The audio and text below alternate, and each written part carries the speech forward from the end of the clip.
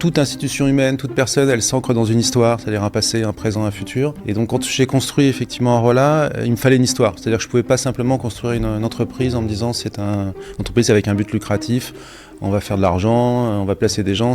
Pour moi, ça n'avait pas de sens. C'est pas ma nature, c'est pas ma façon de réfléchir. Donc il fallait que je trouve un lien avec quelque chose qui ait du sens et qui aussi corresponde à ma nature et à ma personnalité. Et en fouillant un petit peu, je connaissais les compagnons du devoir, parce que je m'intéresse un peu à la période du Moyen-Âge, post-Moyen-Âge, et que je connaissais un petit peu les bâtisseurs de cathédrales.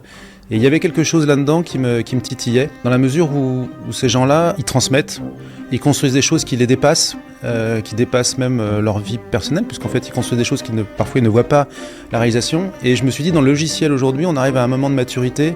On a passé la période COBOL, on a passé la période client-serveur, où les logiciels vont rester, ça va durer longtemps, et les gens vont mettre la main à la pâte pour travailler sur des choses dont ils ne verront pas forcément le résultat immédiatement.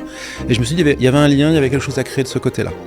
Et donc, quand j'ai vu le lien, je me suis dit, le craftsmanship et les compagnons de devoir, il y a quelque chose à créer, c'est comme ça qu'Arola est né. Voilà.